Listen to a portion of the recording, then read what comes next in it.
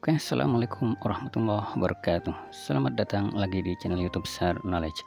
Kali ini saya akan berbagi tentang sejarah asal mula tempat wisata Gunung Kemukus di Sragen. Tempat ini dulunya sempat bercitra negatif karena ada kisah legenda yang dipercaya kebenarannya oleh masyarakat mengenai Pangeran Samudro, putra Prabu Brawijaya V, raja terakhir Majapahit. Ini putra dari selir raja. Jadi di legenda itu dikisahkan beliau ini malah menjalin hubungan asmara dengan ibunya begitu. Padahal kisahnya tidak begitu. Nah, berikut kisah yang sebenarnya. Di zamannya Pangeran Samudro, kerajaan Hindu pada masa itu sudah di usia senja karena pengaruh menguatnya kerajaan bercorak Islam, yaitu kerajaan Kesultanan Demak Bintoro yang didirikan oleh Raden Patah, putra mahkota Prabu Brawijaya V. Jadi beliau merupakan ada hubungan kerabat dengan Pangeran Samudro. Jadi Pangeran Samudro memutuskan untuk menetap di sana dan mempelajari agama Islam.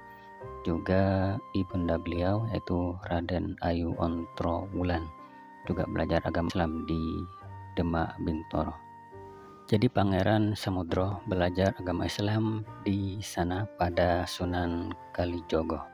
Beberapa saat kemudian Sunan Kalijogo memerintahkan atau mengutus Pangeran Samudro untuk mengembara ke daerah selatan menuju Gunung Lawu. Jadi beliau diminta untuk belajar agama kepada ulama-ulama Islam selama perjalanan ke selatan tersebut. Jadi agar beliau tambah ilmu dan siap untuk berdakwah. Nah, selain itu juga Sunan Kalijogo memerintahkan agar Pangeran Samudro itu menyambung silaturahim kembali dengan kerabat Majapahit yang tercerai-berai yang banyak mendiami wilayah sekitar Gunung Lawu. Nah, salah satunya adalah Kiai Ageng Gugur di Desa Pandan di lereng Gunung Lawu. Pangeran Samudro menetap beberapa saat di kediaman Kiai Ageng Gugur. Nah, kemudian setelah agak lama di sana, beliau pun berpamitan setelah mendapat restu dari Kiai Ageng Gugur bermaksud untuk pulang kembali ke Demak Bintoro. Jadi Pangeran Samudro di sepanjang perjalanan kembali ke Demak Bintoro, beliau menyebarkan agama Islam. Jadi beliau ditemani oleh dua abdi yang menemani beliau dalam berdakwah. Nah, dalam perjalanan dakwahnya, Pangeran Samudro ini akhirnya tiba di Desa Jenalas yang kini daerah tersebut bernama Gemolong. Jadi beliau ingin beristirahat di sana.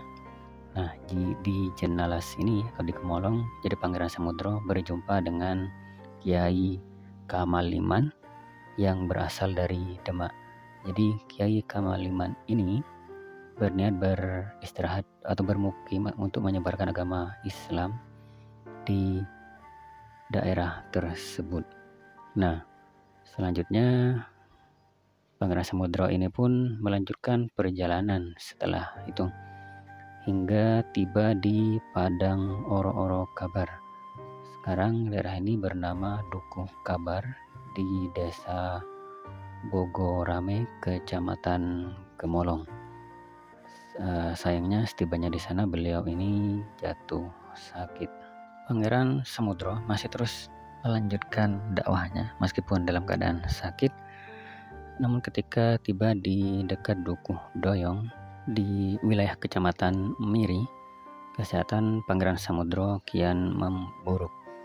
Kemudian salah satu abdi yang mengiringi beliau diminta untuk melanjutkan perjalanan untuk melapor ke Sultan Demak Bintoro.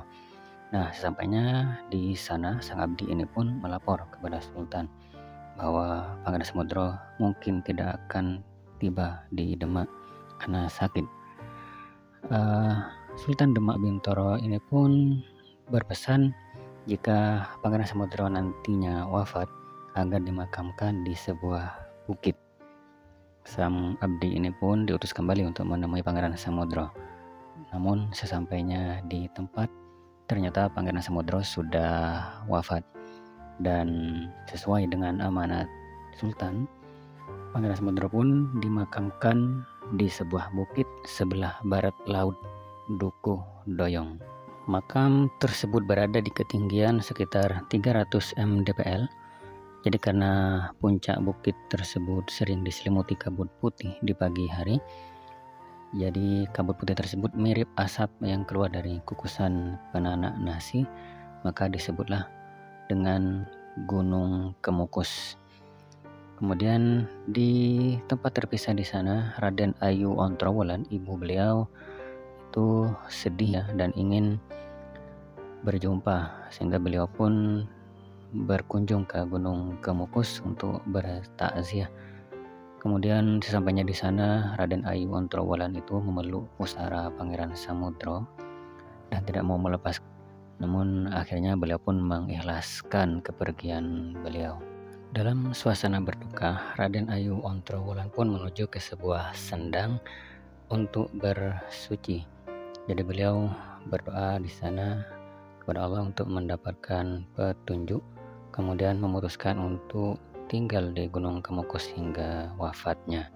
Nah, mata air tempat bersuci itu sekarang dikenal dengan nama Sendang Ontrowulan. Jadi letaknya di bawah area makam Pangeran Samudro. Jadi air sendang itu tidak pernah kering walaupun saat musim kemarau. Ayo kita lihat mata airnya. Jadi ini area Sendang Ontrowulan. Jadi ayo kita masuk, berjalan ke sini.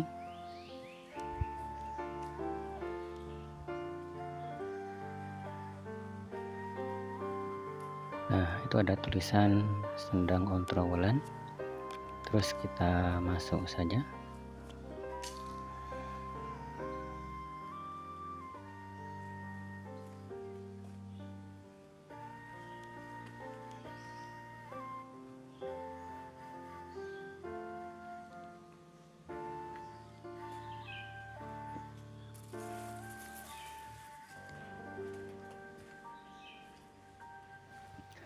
Ini sumurnya, jadi ada airnya di dalam. Oke, jadi sekian sejarah Gunung Kemukus dan Pangeran Samudro, juga ibunya Raden Ayu Ontrowulan. Oke, sekian dari saya. Assalamualaikum warahmatullahi wabarakatuh.